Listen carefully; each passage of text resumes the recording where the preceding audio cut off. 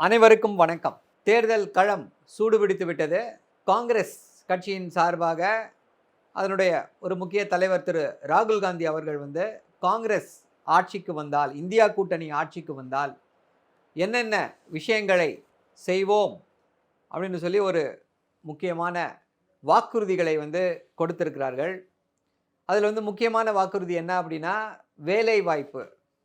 இளைஞர்களுக்கு 30 லட்சம் வேலை வாய்ப்புகள் வழங்கப்படும் அப்படின்றத சொல்லியிருக்காங்க. ஒரு வாக்குறுதியாக கொடுத்திருக்கிறார்கள். அதோடு மட்டுமல்லாமல் அங்கே வட இந்தியாவில் பார்த்தீங்கன்னா ஒரு மிகப்பெரிய பிரச்சனையாக என்ன இருக்குது அப்படின்னா, எல்லா எக்ஸாம்ஸ், அது காம்படிட்டிவ் எக்ஸாமாக இருந்தாலும் சரி, அது 10th எக்ஸாமாக இருந்தாலும் சரி, +2 எக்ஸாமாக இருந்தாலும் சரி, எல்லா எக்ஸாம்லேயும் அந்த பேப்பர் லீக் அப்படின்றது ஒரு மிகப்பெரிய சவாலாக இருக்கிறது.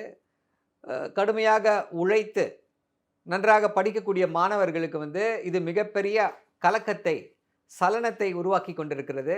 அதை தீர்வு செய்யும் வகையில் பேப்பர் லீக்குகளுக்கு, வினாத்தாள் லீக் ஆவதற்கு எதிராக ஒரு சட்டம் உருவாக்கப்படும், கடுமையான ஷரத்துகளோடு இருக்கும் அப்படின்ற அந்த ஒரு வாக்குறுதியை கொடுத்திருக்கிறார்கள்.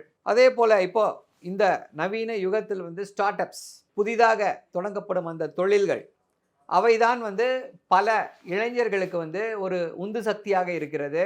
அது தொழில் முனைவோராக இருந்தாலும் சரி, இல்லை அதில் வேலை செய்பவர்களாக இருந்தாலும் சரி.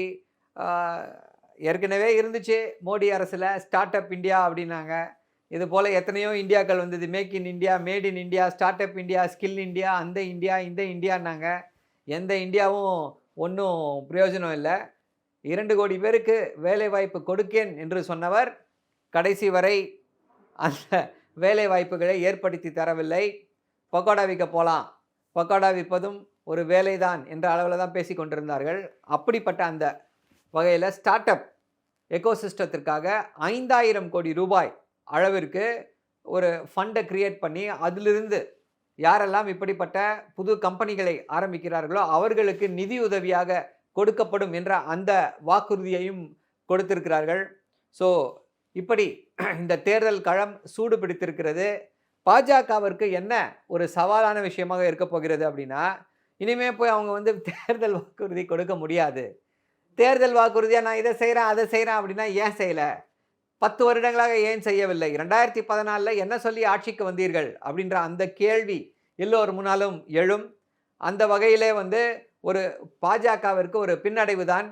காங்கிரஸ் சரியான பாதையில் சிறப்பாக முன்னேறிக்கொண்டே வருகிறது. ஸோ எப்படி இருக்க போகிறது இந்த தேர்தல், இந்த வாக்குறுதிகள், பாஜக என்ன சொல்ல இருக்கிறது என்பதையெல்லாம் பொறுத்திருந்து பார்ப்போம். நன்றி, வணக்கம்.